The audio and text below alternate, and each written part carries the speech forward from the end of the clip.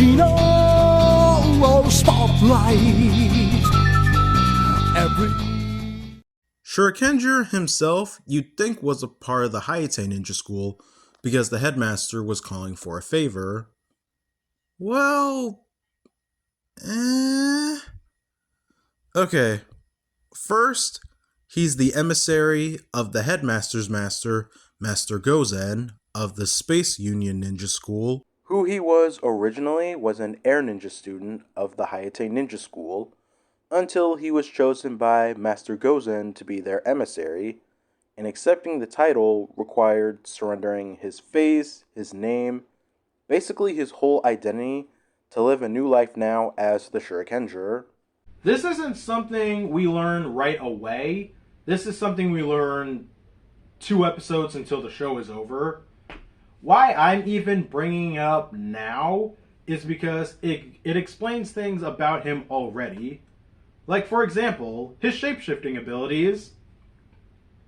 With episodes with Hurricanger, he shapeshifts into previous Sentai alum, obviously playing different characters, but throughout the show, we see Hurricanger be Mega Red, Mega Blue, Go Red, 5 Red, Blue Racer, Red Racer, Time Yellow, Shishi Ranger, O Red, even Battle Kenya / Denzi Blue, Kenji Oba.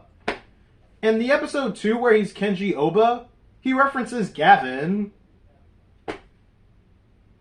By the way, next year I plan on reviewing Gavin. I have another big project in mind and I'm going to need some filler reviews in between. Iko is still affected by Manmareva's poison scorpions, and while Hurricanger managed to cut them out, Iko's scorpion left an egg inside of him that'll take his life once it hatches.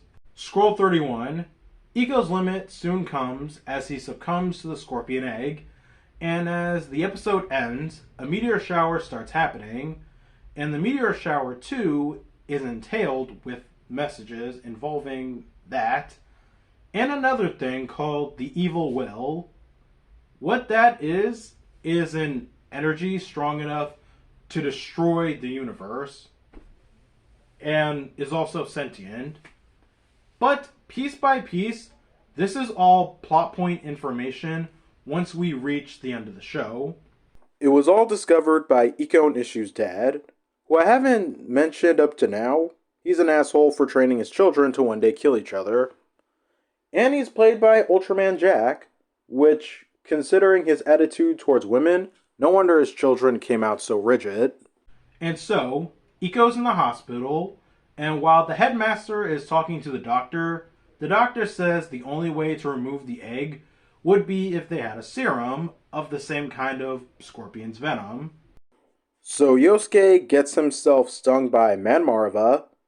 Reckless as it was, they're now able to fix Iko. What Yosuke chose to ignore, however, was that even if the process is successful, it could cost him his life regardless. But thanks to the power of prayer and reflection, Yosuke wakes up okay. Jikanja's part throughout this, and on to the next episode, has been obtaining that power, and have had special assistance from Satorakura's Space Wolves that will never leave my mind thanks to Ninja Storm.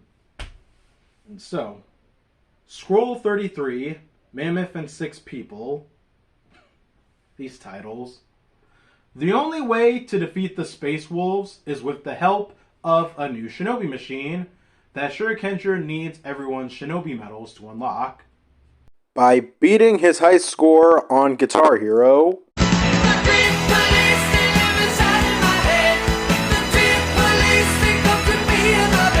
No, I'm kidding. That's how you summon the Revolver Mammoth. The Revolver Mammoth is essentially the Titanus of this show. It's a carrier for any Megazord, and especially all the Karakuri balls for special attacks. Hell, the instrument too that controls it is a ninja shamisen that conveniently comes with a blaster form. When I binged this show the second time around, I was so surprised that the shamisen could become a blaster, because I remember Ninja Storm. Not once did they ever use it like a blaster, despite calling it a blaster. Hell, in Power Ranger Samurai, they call this the wrong instrument. Dead serious. In Samurai, I'm pretty sure they called it a harmonium. But here's the thing. This is a harmonium. It looks like a guitar and an accordion and a piano kind of had a threesome and made that. But anyway, the monsters are beaten and the day is saved. And Iko and Manmarva have a duel on the beach that ends with Manmarva dying. Ironically, Manmarva beforehand had a prophecy of his defeat. I wonder if his prophecy, that's a hard word for me apparently, also showed his revival, because he comes back from a cocoon that's been there for quite a while. Scroll 36. Manmarva goes psycho, accosting anyone who's come across the KamenRiders, including the Hurricangers. Manmarva didn't harm anyone. He just put death rings on people's necks that if the eyes fully open, the wearer will die. The KamenRiders try their best to beat Manmarva beforehand, but that doesn't go well.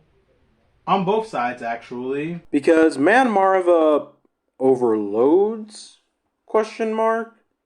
Like, the evil will starts influencing Manmarva, and all the information coming in starts being too much for him to take.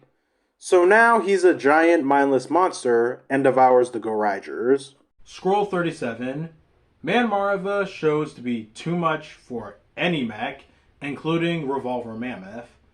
So to save everything and everyone, Hurricanger and Oboro start working on a new Karakuri ball, while the Hurricangers train to save the KamenRiders using their bikes. This is overall a good episode with great tension that pays off. My question is, why are they bothering to use the bikes when they can fly? Now, clearly, they have their hang gliders. You know what's better than trying to build up momentum on a motorcycle? Flying.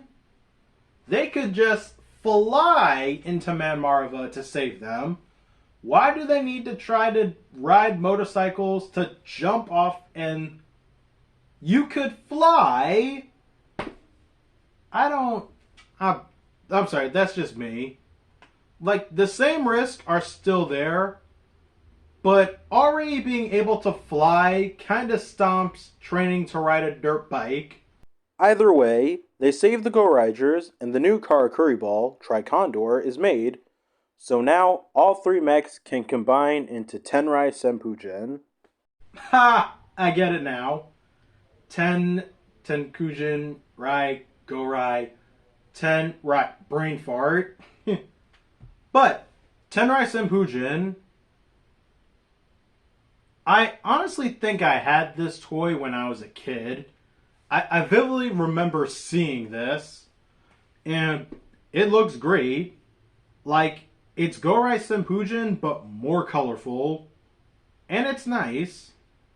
And I think what's so nice about this mech is that it's so good looking that you don't realize that the dolphin is not a part of the combination. But to be fair, where would it go? Shoot, the lion head isn't even a part of this combination. It's replaced with Tenkujin. I would say keep the lion head for like a shield, but it's literally too bulky for any weapons. But man, Tenrai Senpujin is nice. And its finisher is, who thought this was a good idea? This is where I think that this is another nod to KamenRider. It shoots a tornado out of its chest, all while Tenrai Senpujin is screaming at you.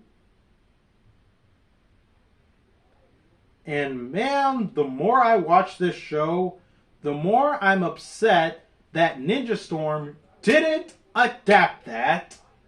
They did not adapt that because, shoot, I remember this episode too. It's the first time we see the Hurricane Megazord. It shoots a tornado out of its chest, but you don't hear the scream. I feel like I got 4 kids. My God. My God. But yeah, Tenrai Senpujin defeats Manmarva. Power Rangers, 4 kids in us, guys. Tenrai Senpujin defeats Manmarva. But it turns out Tenrai Senpujin is too powerful for itself because the backlash of using it breaks the metals and damages parts of the mech. So they can't use it for a bit. And so, Scroll 39, the 7th spear finally arrives. Sandaru. How ironic did these writers want to be to name 2 of their most powerful generals after the weekend?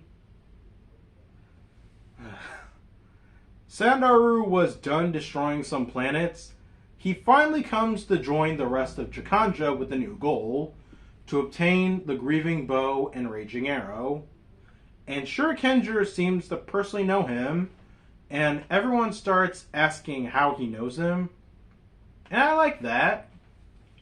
I may not have touched on it for a bit, but I like how there are times when everyone asks who Hurricanger is and why should they listen to him, since we know nothing about him or where his loyalty aligns with.